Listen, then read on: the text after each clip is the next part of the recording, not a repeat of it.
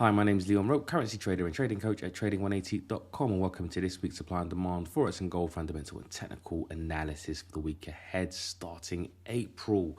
And I hope you had a good trading week. If not, don't worry, this is a new week. As long as you didn't blow up your account, you should be all right. Remember, keep your risk low, and you can define your risk and your rewards. As long as you go for a good risk reward, you should be okay. So looking at the week ahead, a week of starting the 8th of April, and this is from Trading Economics, and it says this week the United States will capture investors' attention with its inflation rate and FOMC minutes. Adding to the watch list are Michigan consumer confidence, producer prices, as well as exports and import prices, complemented by several speeches from Federal Reserve officials.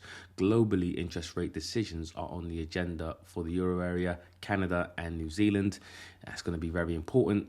In China, spotlight will be on consumer and producer prices alongside trade data and new yuan loans. Europe's focus will be also on Germany's foreign trade and industrial production, and UK's February GDP reading and industrial production. Finally, Australia will release NAB business confidence and Westpac consumer confidence data and Japan consumer confidence. So some sentiment readings there. And let's go over some of the fundamentals and the charts in a bit more detail. But before actually we do, just getting into some trade updates and something. I guess I'll share a trade on natural gas. It's not really a trade and a pair and that I talk about, I guess, on this channel. I do trade some commodities, and I'll give an update on the Canadian dollar yen as well as the euro yen. I haven't taken any new Forex trades, but I have taken some profit on the Canadian dollar yen pair. We're looking at natural gas, looking at this from a technical analysis perspective. This made all the sense in the world to get involved in this pair, because we had, on a daily time frame chart, we had a nice demand zone here, right? And so you can see where prices made some higher highs, higher lows here, and basically putting away. And what does that really kind of tell us? That tells us that this area here, the higher it moves away from the low in that demand zone, that's a bargain area. That's demand there. There's demand at that particular price. Now, when prices come down here, you're going to have bargain hunters. Now, no one knows exactly where prices are going to turn, right? Because at the end of the day, investors and anyone who is looking to buy natural gas, wants a bit of time, and also to kind of buy as much natural gas as they can. Hence the reason why you had, a couple of weeks of prices moving sideways, and then it went kind of cheaper, right? And so the absolute bargain hunters, because this was a bargain down here, prices were seen as a bargain right here, and prices went to the upside. So that was really the play. And where I entered, in fact, was on a 4-hour candle. And I'll just show you the entry. It was right here with a stop loss, was somewhere around there. And I actually held it for about a 2-to-1 to the top of this little mini range auction right here, and then took off around 80% profit off this. And then I've been basically moved my stop up as well to just below this swing. Nearly got stopped out on the remaining position on as prices came down. But even if I do get stopped out, I'm being stopped out on really just 20% of profit of the open position, right? And so taking the majority of profit off here at 2-to-1, and then I now just swing trading the rest, so I can't lose. In fact, I've banked the majority of profits. So really that was the trade, and the trade setup on natural gas. Figured it was a decent opportunity, and really that's the whole point in trading. supply and demand really is actually understanding where bargains are, right? As well as the fundamentals behind natural gas and why natural gas is likely to be a bargain. You can look at it from a price perspective, but also fundamentally you need to at least understand that the fundamental side of things and what gives something value. So that was really it, and made a bit of money on that. As a trade update on the CAD yen, so this was the trade, and I've been talking about this for the past maybe couple weeks now, and it's really kind of moved a bit on the slow side, but it still worked out anyway. This is now a break-even trade, and the reason why it's a break-even trade is because as I've explained in the previous week's videos, what I typically do is I enter into 3 positions, right? Or try to enter into 3 positions. So I enter into a market order, and then a 50% pending order, and then about a 95% pending order sell. And so if prices ever come back, which they actually managed to do, and I nearly got stopped out on this as well, right here on the Thursday. It didn't quite stop me out. I think it was about 3 pips away from being stopped out.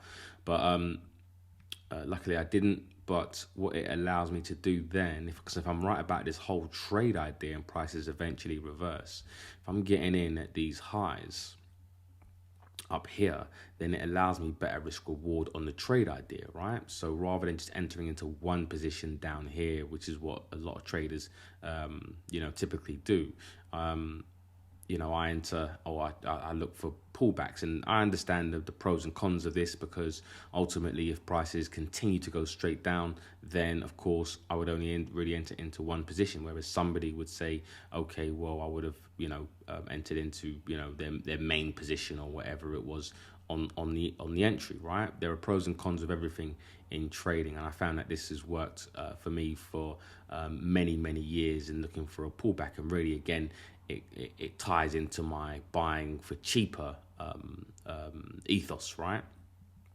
So on this situation, I managed to, prices managed to pull back to the 50% and the 95%, and when it triggered that's my risk reward, right? And then what I did was I took again profit off at around about a 2-to-1 to kind of cover these 2 positions, right? So there was a 0.1% position here, 0.1%, 0.1%. So that's 0.3% in total. And then at 2-to-1, I managed to cover these 2 positions now, because I would have made 0.2% on this. And then I can swing trade now these 2 positions. Yeah, that's what the plan is.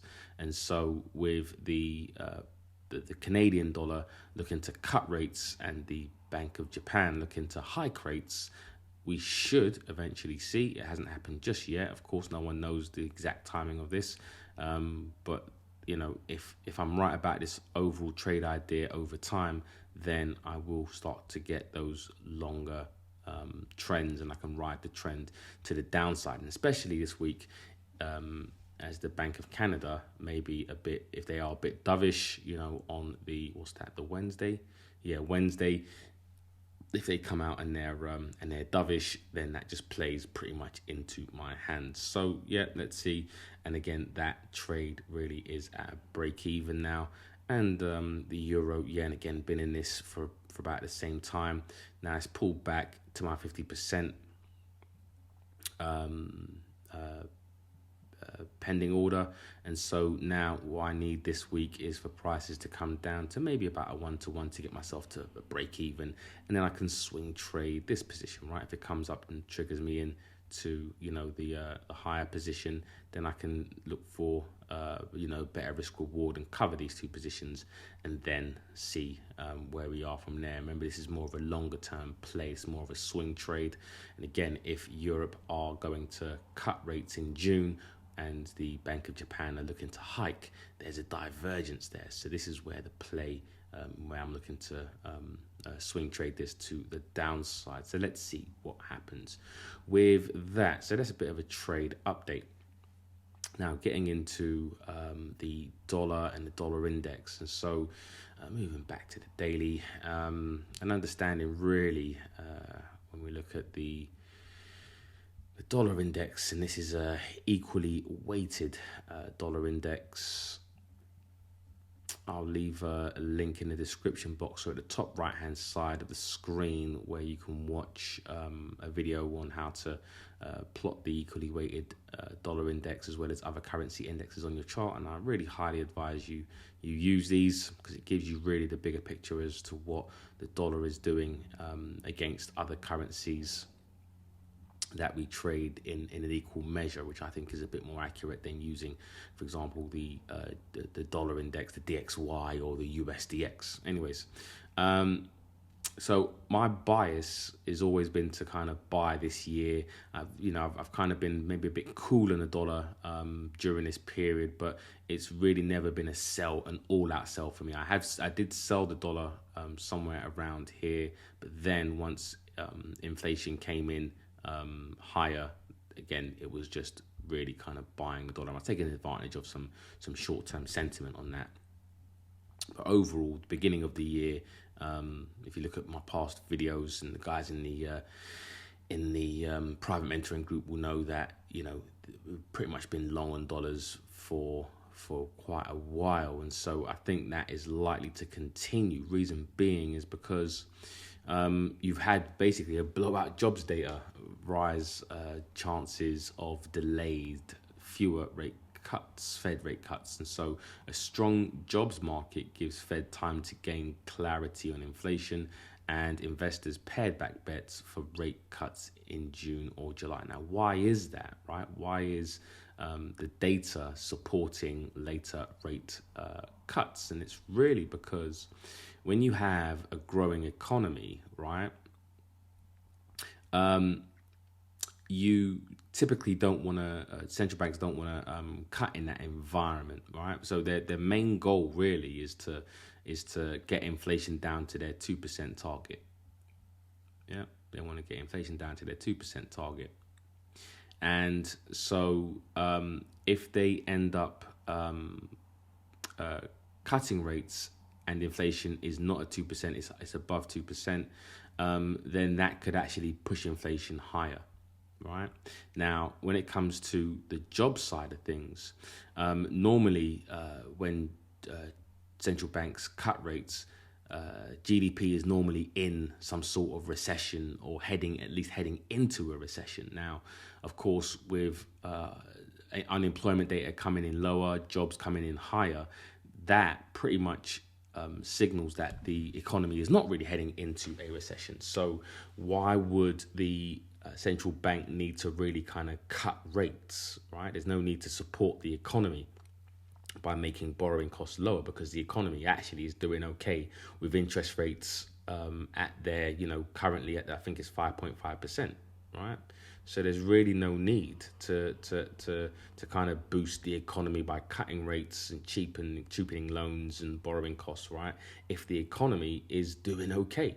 So although inflation might be slightly higher, right, than the 2% target, and they are mandated, to be fair, to get it down to the 2% target, they're likely to leave interest rates at 5.5%, hoping that inflation will gradually continue to go to their 2% target, but it gives them a bit more leeway to hold, simply because the economy isn't going into that recessionary period. Because typically when you have higher interest rates, what should happen is it should contract the economy.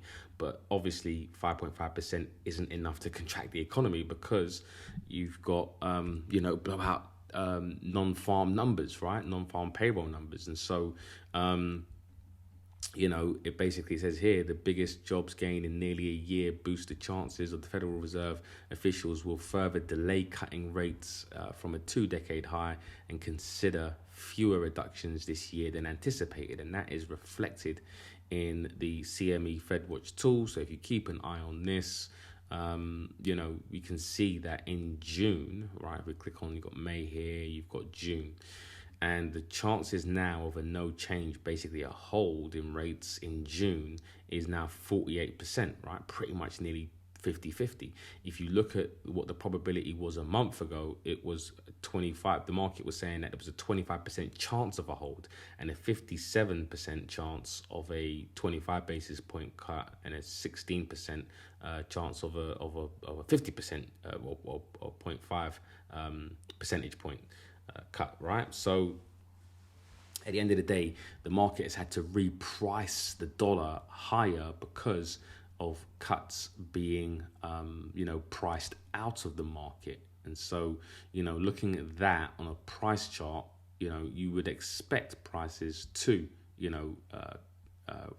rise. But we do have, in fact, CPI data, I think PPI data this week, which is an inflation measure. And I think if that comes in as expected or slightly higher, I do think that the market is likely to continue to price out the rate cuts, or could price out rate cuts in July, which should send the dollar higher. So, as traders and who observe fundamental analysis, right? A lot of the approach really is to buy the rumor, right?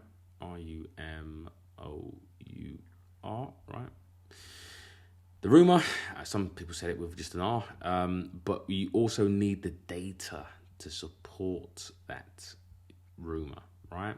So it doesn't matter whether someone says, oh, well, the Federal Reserve are going to cut in June, yeah? Fair enough, the market might start to price that in, but they will price it out if the data doesn't support the rumor. Yeah.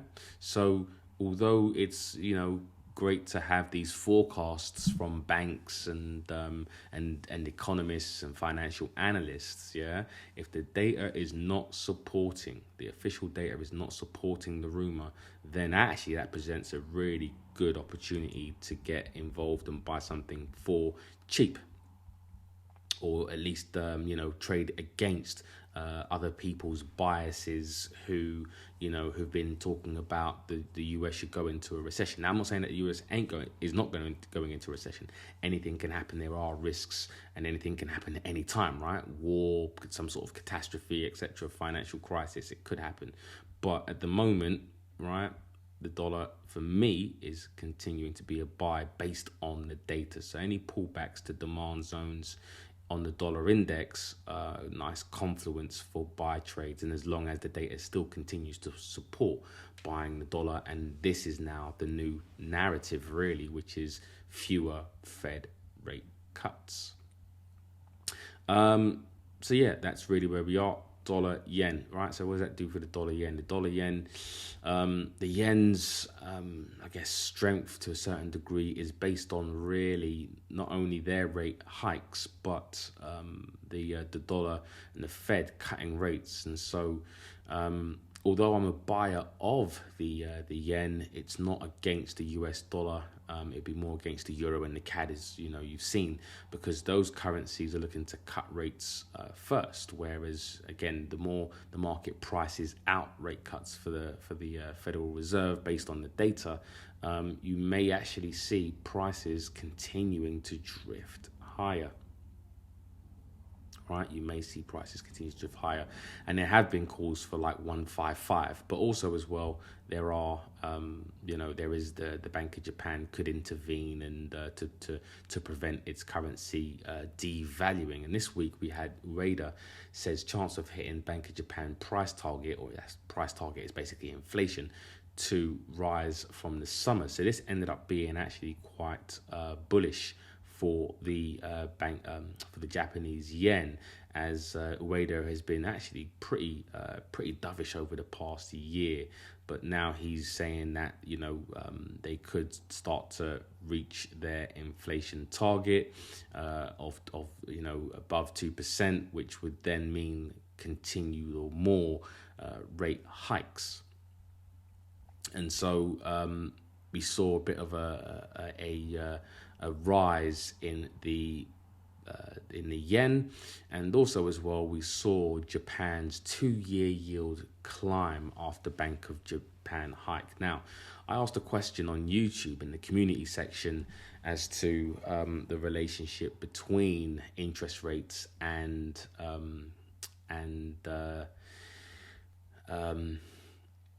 bond yields. And the question was, when central banks raise interest rates, it often leads to an increase in bond yields. True or false? Now, if we look at this article and we've seen that Japan's 2-year yield climbs after Bank of Japan rate hike, you would have to say, it's true, right? It's true. It's not false. I think 91% of people who participated, got it right. So well done to you guys. And really the answer is that higher bond yields make existing bonds less attractive, leading to a decrease in bond prices. This can result in capital losses for bondholders. So, just simply put, and if you understand the relationship between bond prices and bond yields, when bond prices and bond yields basically go, they're inverse. So when bond prices go higher, yields go lower. And when yields go higher, bond prices go lower. And this isn't going to be a bond, session or explanation. But just if you understand that and understand that rule, then and understand also as well that investors are really looking for yields. And so if, let's say, for example, a bank raises interest rates, then why would somebody who may be holding a yield and getting maybe 1%, right, on a bond yield, basically to hold government debt, why would they continue to want to buy a treasury yield and hold government debt for 1%, and let's say, for example, the Bank of Japan are raising rates, and then they eventually hit maybe, 2%, you'd rather just hold the currency over the bond yield, right? There's no point in holding government debt, right? You wouldn't really want to buy it that way, and then prices for bond yields goes down, right? Because the yield isn't great, and then the prices go down because you'd rather just hold the actual currency and get an interest rate from the bank at 2%. And so, in order to compensate, bond holders and bond buyers who want to yield, because it's really all, rich people, all, very rich, all want, it's all about yield and really just holding, and getting passive income, right? So in order for that to happen, in terms of, to attract traders into buying bond yields, right, rather than looking for yields elsewhere, bond yields have to go higher, right, to attract bond buyers, right? So that is really, the kind of simple way to kind of look at this, right? So, capital losses, right, for bondholders, they don't want that. And so in order to entice bondholders and who buy government debt, basically is what a bond is, you have to offer higher yields when interest rates rise. So that is what it is, and that's what's happened right here. So Japan's 2-year yield climbs after Bank of Japan rate hike. So that's really what it is. So for me, looking at the Bank of Japan, I'm still a buyer on the yen, just not necessarily against the dollar at the moment. I don't think the dollar is the best currency to trade it against, as I think it's one of the stronger currencies. I think one of the weaker currencies would be the CAD and the euro, as well as the Swiss franc as well. And so, if you are looking to buy the dollar yen, then I think at the moment your buying opportunities are a bit slim when it comes to looking at where demand is, strong demand is. You'd really have to wait for euro prices to break through this supply zone, then pull back to a demand zone there. If you're looking at buying the the yen against this currency, you really have to hope that this week inflation for the dollar comes in way lower than expected, and I think that will cause the dollar to fall in value. But either way, I'm not looking to trade this. I'm just looking to watch it for now. But those are really your options. CAD, dollar CAD. Again, based off of what's happened this week, you would really think that the dollar should be more of a buy over the Canadian dollar. I think a pullback into this area here should be decent in terms of buying at value. The 134 round number, if you can get that. If you are looking at shorting the dollar and buying the Canadian dollar and shorting this pair, then you're looking really at some supply zones right there, and you've got one right there. But I think currently, from what I see, I think right now the US dollar has an edge, so I'm looking for more of a pullback into a demand zone before looking at going long. If you're looking at trading that would be with the path of least resistance at the moment. The pound dollar is again a bit of a tricky one to trade at the moment, and it's really just based off of the fact that both currencies potentially looking to cut rates, obviously in June or a bit later. Now, there was some news out about the UK, and it says that the UK companies scale back outlook for pay rises to less than 5%, and UK companies expect a wage growth of less than 5% for the first time in almost 2 years, a long-awaited easing that will alleviate concerns at the Bank of England that soaring pay may keep feeding inflationary pressures. So the Bank of England and a lot of other central banks are actually watching wage inflation, as it's a major contributor to inflation. And so if wage inflation comes down, wage growth comes down, then that should help overall inflation fall. And if it does fall, again, you pretty much will have the Bank of England look to probably cut rates a lot sooner. And so, pretty much it's really kind of a 50-50 thing in terms of there's not really no clear divergences at the moment. But if you are looking to take this, if you are looking to go short, you could look for moves up into this supply zone, right?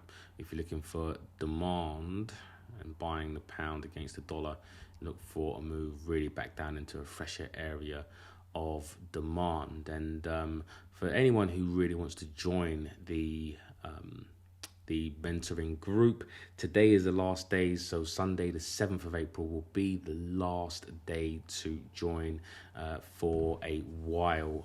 I may reopen again in July, maybe August. Again, I just like to keep the intake on the smaller side and more limited. And so if you really want to get the information and not more information than what I actually provide on here, and really get mentored in the fundamentals as well as the technicals, today is really going to be the last day for a while, for a good few months. So go to trading180.com and sign up if you can. If you can't, no worries, just keep watching the free content. I have plenty of free content that should keep you on the right path with your trading. And so if you are going to join, I look forward to working with you. So moving on to the pound yen, and again, my opinion is that the pound yen overall should be really a sell, based on, again, just pretty much everyone else cutting rates and the Bank of Japan looking to hike rates. So if you are looking to buy the dollar yen, just be mindful that once information comes out that they are looking to cut in June or later on this year, prices really should start to roll over. But in the short term, of course, nobody knows, right? No one knows which level is going to be the one that is going to, prices are going to reverse, right? So we just manage our risk accordingly. And if it works out, go for good reward. If it doesn't, just take another trade if the fundamentals say to take those trades, right? So yeah, that's really where we are. My bias would be more to the downside. But if you are looking for buy trades, then you're looking for a pullback into that zone there or lower zone right there. Euro dollar. So again, my bias would be more on the short side, simply because we do have really more data supporting the potential for a rate hold for the dollar, right? The data is supporting that. Also as well, it seems like the market is a lot more sure that the ECB will cut rates once a quarter starting in June, whereas again we've just had the information and the data showing that fewer rate cuts for the Fed, and the fact that it could be priced out from June to July, right? And so going to the ECB, it looks like more of a surer thing. So there's a bit more of a divergence appearing there. So my thing would be, where am I? I'm a bit all over the place. Sorry, 1 second. Yeah, my directional bias would be more to do with a short trade. So if we do come up a bit more, and then we do get the PPI data and CPI data this week supporting, inflation is a bit more sticky and a bit more stubborn, then I do think that in fact we should want to head more to the downside. It could happen like that, who knows, right? No one knows. But ultimately, I think the path of least resistance is still to the downside. Now, obviously the risk to the trade would be if inflation comes out, right? Inflation measures come out and it goes the other way, right? So we've got inflation rate year on year, core inflation expected to kind of come in a bit lower year on year here. Actually, that year on year, inflation year on year 3.4, core inflation 3.7, core inflation month on month slightly down. So again, it's still probably a bit more sticky than the 2%, but ultimately I do think that the dollar is in a better place economically as well as fundamentally than Europe. So I do think that any pullback should be short.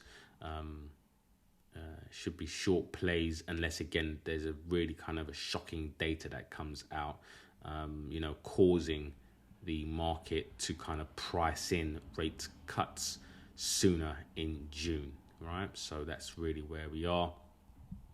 Euro dollar, euro yen, again, I think this is more of a short play, of course. And, we are in a bit of supply here. So any pullbacks, you can look for short trades if you think that the euro is going to be the weaker of the two. And if the European Central Bank are dovish this week in terms of their communication on what they want to do with interest rates, then pretty much, you really should look for kind of short plays on this. But again, not financial advice. Euro pound, I think the euro and the pound, it's a bit of a difficult one again. Not necessarily the most clearest, although I'll probably give the pound the edge. All right, give it the edge in terms of rates, because it's not necessarily known 100% that they will cut in June, although the market is trying to price that in. But I do think that if anything, any pullbacks, if I was to take this trade, I would rather look for, in fact, you could even look for this to be a supply zone, of course, right there. So I think probably now, or just a bit higher, decent shorts would be the play, but not really a pair that I'm looking to take. I'm looking to trade at all, and there would be demand right there. So yeah, those are really your options. If you are again taking any kind of supply and demand trades, you want to have the confluence with at least some level of support and resistance within that level as well as levels that are really at the absolute lows or absolute highs, right? That's what you're looking for, or some of the things you're looking for anyway. Aussie dollar. So Aussie dollar, I would be more of a buyer on the Aussie dollar if the Fed are looking to cut rates sooner. Once they start cutting rates, right? Once the Fed start cutting rates and inflation starts coming down, I think the Australian dollar is going to be a really nice buy. So I think any pullbacks into demand zones are really where it's at. As a bit of a tip, you probably want to start to look to buy the Aussie Swiss as well, as the Swiss franc are looking to cut rates continually. Their inflation came out way lower than forecast as well, so it puts pressure on the Swiss National Bank to continue to cut rates. And the Australian dollar and the RBNZ, RBA will be cutting rates last, it looks like. So ultimately, I think the Australian dollar is a buy at the moment, not against the the US dollar, but against other currencies. You might want to look for some buy trades. And finally, gold. So gold just continually making these higher highs. For anyone who's invested in gold, brilliant.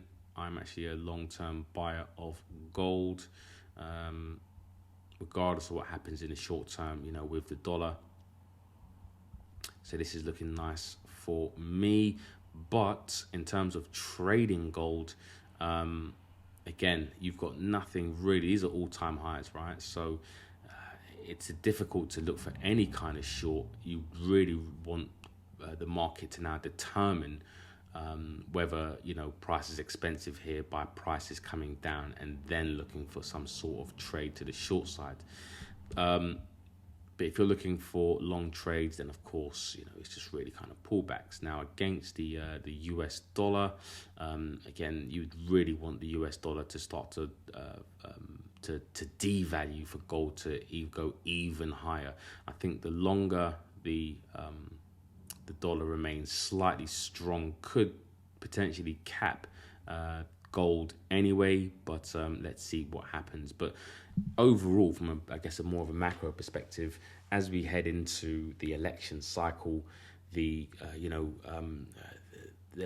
pressure on the Fed, I guess, to cut rates, or there should have been, and so let's see what happens there. But also as well from a China perspective, the People's Bank of China buys gold for 17th month as prices hit records. So China's gold reserves rose to 72.74 million troy ounces data, and gold hits records on rate cut expectations, central bank buying. And so, we are heading into, potentially, we should be heading into at least the rate cutting cycle, and that is, whether it's delayed to, from June to July, ultimately, the central banks are looking to cut, and I think the market is just really getting ahead of that, and it's got ahead of that since early February. So, let's see what happens with gold. But it looks like obviously the path of this resistance is,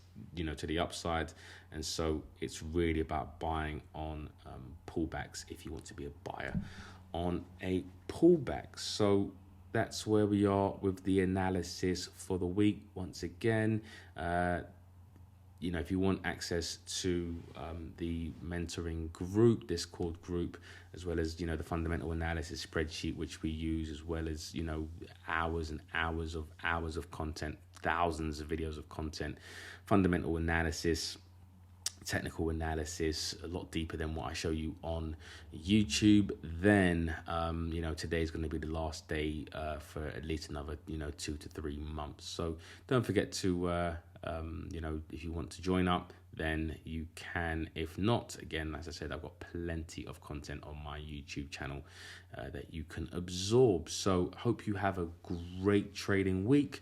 Take care, all the best, and